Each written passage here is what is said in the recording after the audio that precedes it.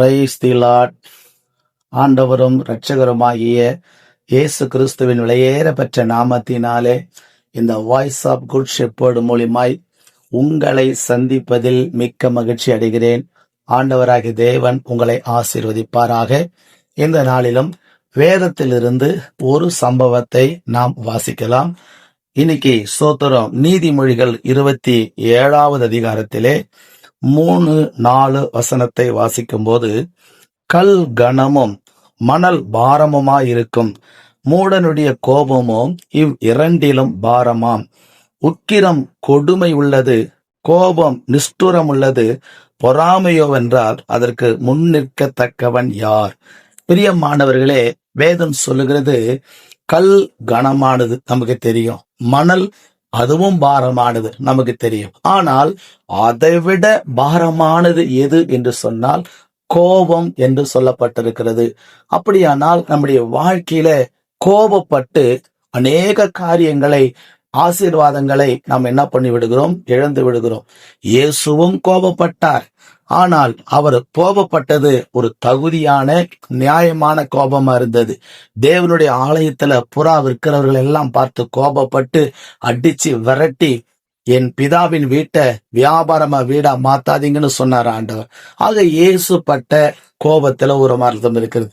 பிரியமானவர்களே, இன்னைக்கு அநேகர் எதுக்குத்தான் கோபப்படுறோம், எதுக்குத்தான் இந்த கோபம் வருதுன்னு தெரியாம நம்முடைய வாழ்க்கையில இந்த கோபப்பட்டு அநேக நல்ல விஷயங்களை, ஆசீர்வாதங்களை, நல்ல குணங்களை நம்முடைய வாழ்க்கையில இழந்து விடுகிறோம்.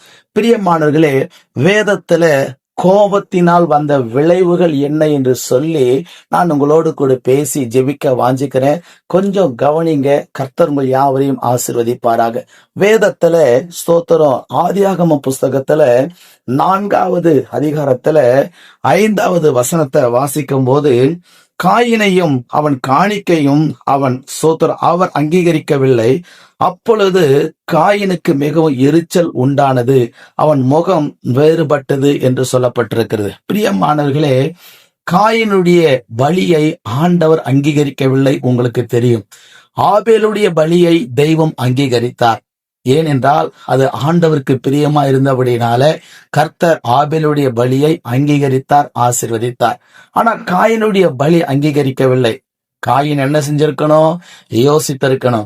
ஏன் என் பலியை கர்த்தர் அங்கீகரிக்கவில்லை என்று சொல்லி யோசித்து என்ன தவறு என்று சொல்லி அறிந்து அதை திருந்திருக்கணும். ஆனா திருந்தல. மாறாக என்ன செய்தாரு? ஆண்டவராகிய தேவன் மேல மாத்திரம் அல்ல, இந்த சோதர ஆபேல் மேல இந்த காயின் கோபப்பட்டு அவன் கொலை செய்து விடுகிறான். நீங்க தொடர்ந்து சோதரம் 11வது வசனத்தை வாசிக்கும் போது, சோதரர், அப்பொழுது உன் சகோதரனுடைய ரத்தத்தை உன் கையிலே வாங்க கொள்ள தன் வாயை திறந்த இந்த பூமியிலே நீ சபிக்கப்பட்டிருப்பாய். நீ நிலத்தை பயிரிடும் போது அது தன் பலனை இனி உனக்கு கொடாது. இனி பூமியில் நிலையற்று அலைகிறவனா இருப்பாய் என்று சொன்னார். பிரியமானவர்களே, இந்த காயினுடைய கோபம் என்ன ஆனது? ஆபேல ஆபேல நான் கொலை செஞ்சிட்டேன், அதனால நான் நீதிமானாக்கப்பட்டேன்னு சொல்லி நினைச்சான். ஆனா மாறாக இந்த ஸ்தோத்திரம் காயின் மேல் என்ன வந்தது? சாபம் வந்தது. சாபம் எப்படிப்பட்டது? கொடுமையானது. நீ நிலத்துல பயிரிடுவ, இனி அது உனக்கு பலனே கொடுக்காது, நீ இந்த நிலம் சபிக்கப்பட்ட நிலமா மாறிவிடும் என்று சொல்லி தேவனுடையிடத்திலிருந்து ஒரு சாபம் வருகிறதை பார்க்கிறோம். பிரியமானவர்களே, இன்னைக்கு அநேகர் கோபப்பட்டு தான் மேல, தான் குடும்பத்தின் மேல, தான் சந்ததி மேல சாபத்தை வருவித்துக் கொள்ளுகிறார்கள். இந்த சாபமானது நம்முடைய வாழ்க்கையில, அதாவது இந்த கோபமானது நம்முடைய வாழ்க்கையில சாபத்தை கொண்டு வந்துடும். தயவு கூர்ந்து கோபப்படாதீங்க, எரிச்சல் படாதீங்க. அதிக கோபப்பட்டு உங்க நன்மையான ஆசீர்வாதங்களை நீங்க வாழ்க்கையில என்ன பண்ணிடாதீங்க? இழந்துடாதீங்க. 2வது சோத்திர என்னாகம புஸ்தகம் 20வது அதிகாரத்திலே 8வது வசனத்தை நம்ம வாசிக்கின்ற பொழுது அங்கே சொல்லப்பட்டிருக்கிற ஒரு காரியம், நீ கோலை எடுத்துக்கொண்டு நீயும் உன் சகோதரனை ஆரோனும் சபையாரை கூடி வர செய்து அவர்கள் கண்களுக்கு முன்னே கண்மலையை பார்த்து பேசு என்றார். அதிலே 11ஆம் வசனம் சொல்லுது, தன் கையை ஓங்கி கண்மலையை தன் கோலினால் 2 தரம் அடித்தான். 2வது இந்த இடத்துல மோசேனுடைய காரியங்களை பார்க்கிறோம். மோசே கிட்ட ஆண்டவர் சொன்னாரு, நீ இந்த கன்மலையை பார்த்து பேசு என்றார். ஆனால் கோபப்பட்டு அந்த சபை மக்கள் செய்த அந்த அந்த காரியங்களை பார்த்து கோபப்பட்டு அந்த கன்மலை அடிச்சார். தண்ணி வந்தது, ஜனங்கள் குடித்தார்கள்.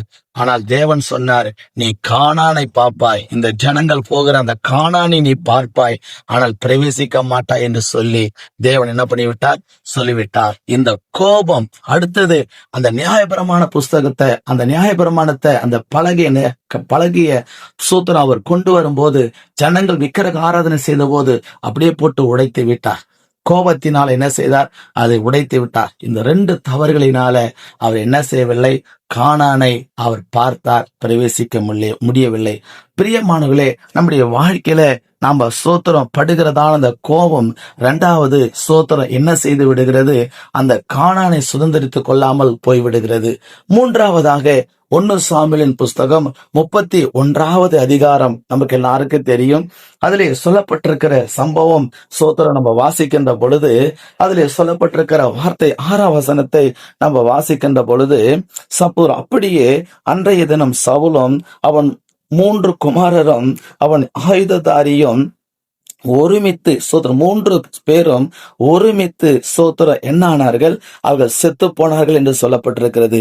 இந்த இடத்துல சோத்திர சவுல் தாவீது மேல பட்ட கோபம் நாளடைவில் என்ன ஆனது, சோத்திர யுத்தத்துல சவுலும் அவருடைய 3 குமாரர்களும் யுத்தத்திலே மாண்டு போனார்கள். ஆட்சியை என்ன பண்ணவில்லை, தொடர முடியவில்லை. இன்னைக்கு பிரியமானவர்களே, கோபத்தினுடைய முடிவு எவ்வளவு கொடுமையான காரியங்களை கொண்டு வருகிறது பாருங்க.